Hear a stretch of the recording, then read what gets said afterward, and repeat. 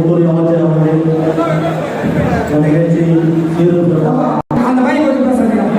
இப்பொழுது அவர் 2026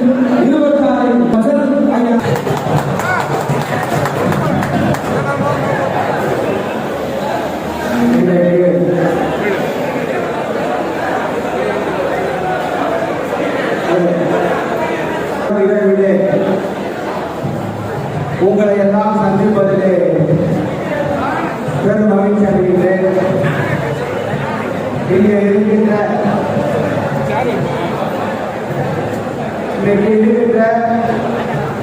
சகோதரர்கள் இந்த நிகழ்ச்சியை கலந்திருக்கின்ற அன்புக்குரிய சகோதரர்கள் பேர சொல்லலாம், பாதி பேர சொல்லலாம், சொல்ல முடியும். ஆனாலும் ஒருத்தர் பேசுறது ஒரு பேரை விட்டுட்டா வரணும். ஆனால் இங்கே நிகழ்ச்சியை கலந்திருக்கின்ற அன்புக்குரிய வணக்கங்களையும் நன்றிகளையும் நான் தெரிவித்துக் கொள்ள கடமைப்பட்டிருக்கிறேன். முதல்ல உங்கள் அனைவருக்கும் என்னுடைய அன்பான வாழ்த்துக்கள். ஏனென்று சொன்னால் ஒரு குறுகிய காலத்தில் நிகழ்ச்சிகளெல்லாம் ஒரு தன்னெழுச்சியாக நான் யாரையும் எதுவும் சொல்லல, நான் சொல்லாம சந்தித்து நாங்கள் இது மாதிரி ஒரு நிகழ்வு நடத்துவோம். நீங்க வந்து அவர்களுக்காகவே முன்முயற்சி எடுத்து இந்த நிகழ்வை ஒரு சிறப்பான ஒரு நிகழ்வாக ஏற்பாடு செய்திருக்கிறார்கள்.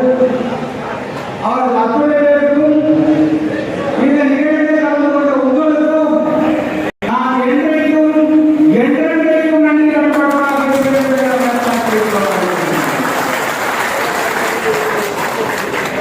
ஏன்னா 2021ஆம் ஆண்டு நான் இந்த தொகுதியிலே தேசிய ஜனநாயக கூட்டணி கட்சியினுடைய பாரதிய ஜனதா கட்சி வேட்பாளராக பாரத பிரதமர் திரு நரேந்திர மோடி அவர்களால் அறிமுகப்படுத்தப்பட்டு அந்த தேர்தல் நின்றோம்.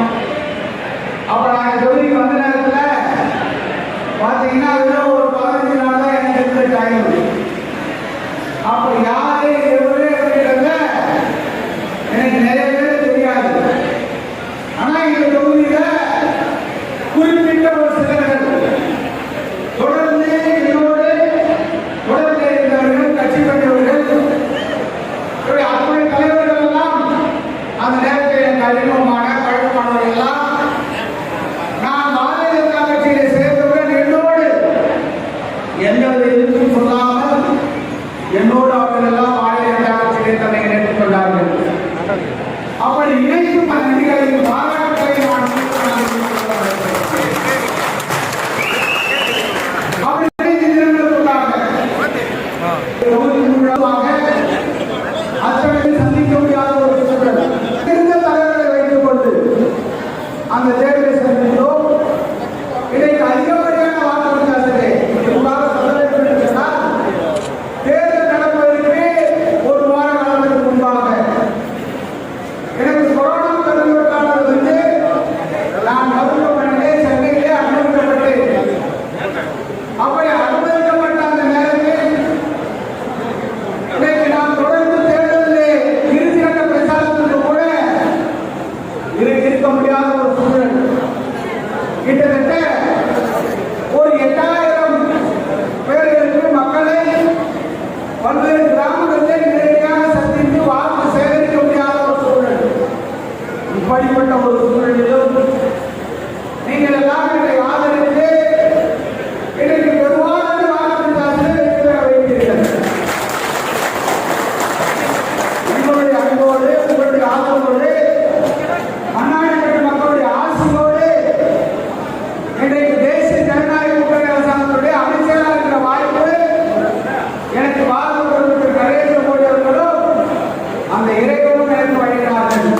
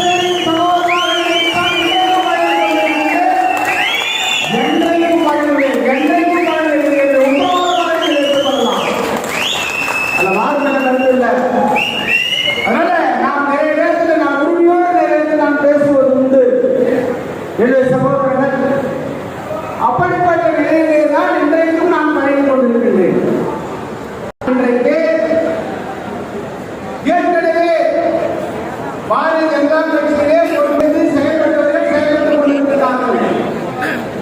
இன்றைக்கு புதியவர்கள் இன்றைக்கு கட்சியிலே இணைத்துக் கொண்டிருக்கிறார்கள். அவர்கள் அத்தனை பேரையும் நாங்கள் அனைவரும் அன்போடு வருக வருக வருக என்று அன்போடு நாங்கள் உங்களை வரவேற்கின்றோம்.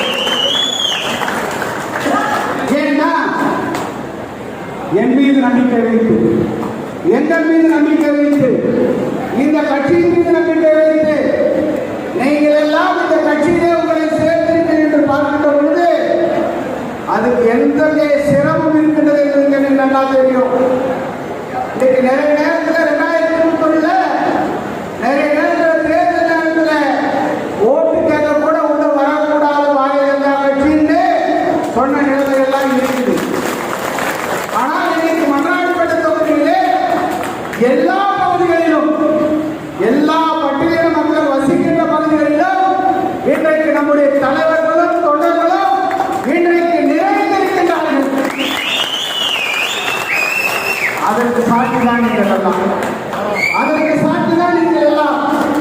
நான் உங்களை எல்லாம் அன்போடு கேட்டுக்கொள்வதெல்லாம், இன்றைக்கு பழையவர்களை நான் கேட்டுக்கொள்வதெல்லாம், புதிதாக நம்மோடு இணைந்துள்ள, நம் மீது பாசம் உள்ள, நம் மீது அக்கறை உள்ள, நம் மீது நம்பிக்கை உள்ள அந்த நண்பர்களை அன்போடு அரவணைத்து நாம் ஒன்றாக சேர்ந்து பாடுவது. தனிமரம் தோப்பாவாது, தனிமரம் தோப்பாவாது. நாம் அனைவரும் சேர்ந்தால்தான் நம்முடைய வெற்றி இலக்கை நாம் அடைய முடியும். நாம் மட்டும் இருந்தா போதாது, நாம் பெருகணும் நீ பெருகணும் அப்படின்னு பார்த்தா அது தேர்தலில் நமக்கு உதவாது.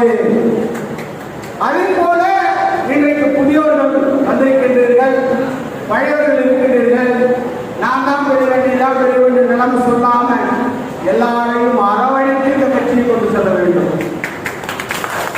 தேர்தல் நேரத்தில் உங்களுக்கு நிறைய பேர் ஒரு பொய்யான பரப்புரையை, பொய்யான வாக்குறுதியை கொடுப்பாங்க. தயவு செய்து உங்களிடத்தில் நான் கேட்டுக்கொள்வதெல்லாம் அதை யாரும் நீங்கள் நிச்சயமாக நம்ப வேண்டாம். உங்களுக்காக நான் இருக்கிறேன், உங்களோடு நான் இருக்கிறேன், உங்களுக்கு ஒருவனாக, உங்களுக்காக நான் இருக்கிறேன், உங்களோடு நான் இருக்கிறேன், உங்களுக்காக நான் இருக்கிறேன். மனதிலே ஆழத்தை சொல்லலாம். எந்த நேரத்திலும் பாரதிய ஜனதா கட்சி மட்டுமே தான் பட்டியலின மக்களை, தாழ்த்தப்பட்ட மக்களுக்கு முக்கியத்துவம் கொடுக்கிற கட்சி பாரதிய ஜனதா கட்சி. அதனால்தான் ராம்நாத் கோவிந்த் என்ற பட்டியலின தலைவரை இந்த நாட்டினுடைய முதல் குடிமகனாக ஜனாதிபதியாக அழைத்து பார்த்த கட்சி பாரதிய ஜனதா கட்சி. இப்படி நிறைய நேரங்களில் இன்னைக்கு பொய்யான வாக்குறுதி பாரதிய ஜனதா கட்சி வந்தா நமக்கு இடஒதுக்கீடு எடுத்துருவாங்க, நம்முடைய சலுகைகளை படிச்சிடுவாங்க. இப்படி பொய்யான வாக்குறுதிகளை இன்றைக்கு காங்கிரஸ் கட்சியினர், திராவிட முன்னேற்ற கழகத்தை சேர்ந்தவர்கள், மாற்றுக் கட்சியை சேர்ந்தவர்கள் இன்றைக்கு பொய்யான பிரச்சாரத்தை செய்து கொண்டிருக்கிறார்கள். அது எதிலும் நிச்சயமாக முழுமையான உண்மை அல்ல.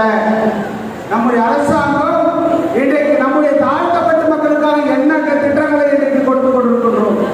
குறிப்பாக சொல்ல வேண்டும் என்று சொன்னால் இன்றைக்கு நம்முடைய பட்டியலின மக்களுக்காக இன்றைக்கு வீடு கட்டும் திட்டம் 7 லட்சம் ரூபாய்க்கு அந்த வீடு கட்டுவதற்கு திட்டம் இன்றைக்கு நம்முடைய அரசாங்கத்திற்கு கொண்டு வருகிறது. அது மட்டும் இல்ல, இன்னைக்கு பார்த்தீங்கன்னு சொன்னா ஆரம்ப கல்வி முதல் ஆராய்ச்சி கல்வி வரை இலவச கல்வி இன்றைக்கு நம்முடைய கட்சி தேசிய ஜனநாயக அரசாங்கம் இன்றைக்கு நம்முடைய பட்டியலின மக்களுக்காக கொடுத்திருக்கின்றது.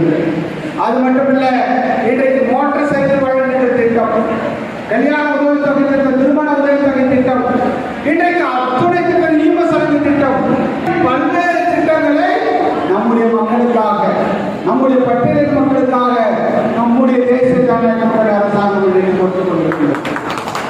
எனவே இன்றைக்கு எதிர்கட்சிகளுடைய பொய் பிரச்சாரங்களை நீங்கள் நம்ப வேண்டாம்.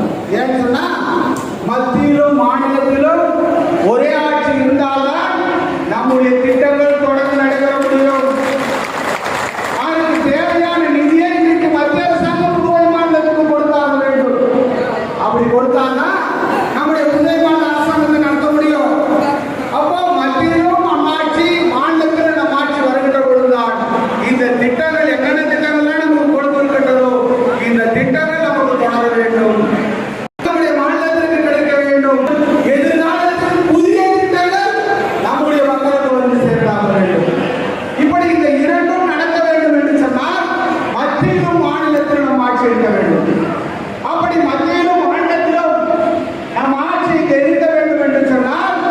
அதற்கு நீங்கள் எல்லாம்